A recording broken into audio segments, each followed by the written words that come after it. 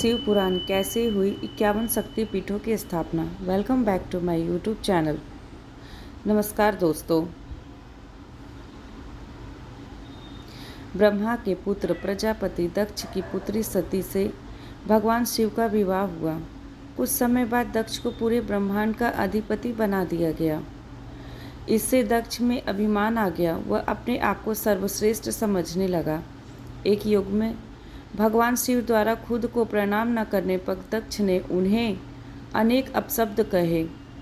दक्ष ने शिव को शाप दिया कि उन्हें देव यज्ञ में उनका हिस्सा नहीं मिलेगा।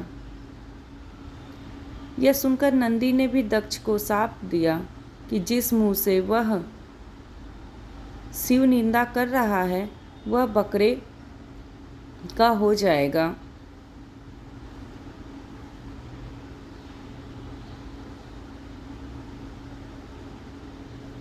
कुछ समय बाद दक्ष ने एक भव्य यज्ञ का आयोजन किया। उसमें सभी देवी देवताओं को बुलाया गया, पर अभिमानी दक्ष ने शिव को उस यज्ञ से बहिष्कृत कर दिया। किसी तरह सती को यह पता चला तो उन्होंने शिव से उस यज्ञ में जाने की अनुमति मांगी। पहले तो शिव ने उन्हें समझाया, पर जब वे नहीं मानी तो उन्होंने सती को वहां जाने की अनुमति दे दी। सती अपने पिता के घर पहुंची तो दक्ष ने उनसे आंखें फेर ली। सती यज्ञ में शिव का भाग न देखकर रुष्ट हो गई और सभी को बुरा भला कहने लगी। यह सुनकर दक्ष ने भी शिव की निंदा प्रारंभ कर दी। यह सुनकर सती को बड़ा दुख हुआ और उन्होंने योगाग्नि से अपने शरीर को भस्म कर दिया। यह देखकर शिव के गणों ने दक्ष यज्ञ पर हमला कर दिया, पर देवताओं ने उन्हें वहां से भगा दिया। वे शिव के पास गए और सारी घटना सुना दी।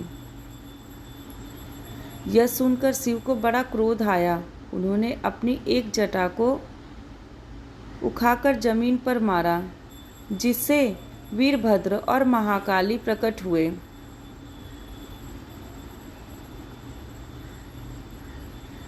शिव ने उन दोनों को दक्ष का यज्ञ विध्वंस करने की आज्ञा दी।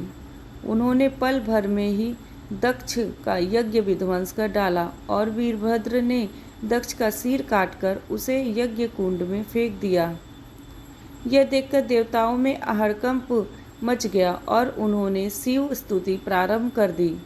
उनकी स्तुति ने सभी को जीवन दान दे दिया और दक्ष के शरीर पर बकरे का सिर लगाकर उसे भी जीवित कर दिया।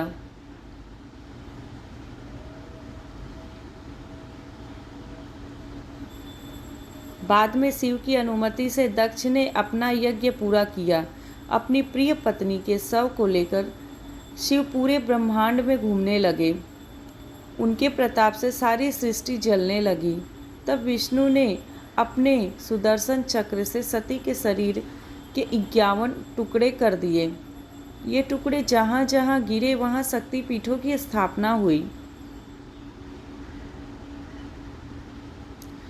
तब सती का पूरा शरीर कटकर गिर गया तो भगवान बहुत दुखी हुए और कैलाश पर जाकर एकांत में समाधि ले ली।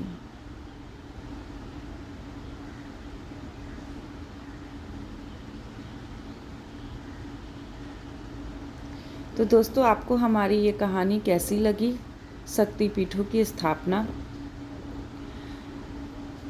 नमस्कार दोस्तों।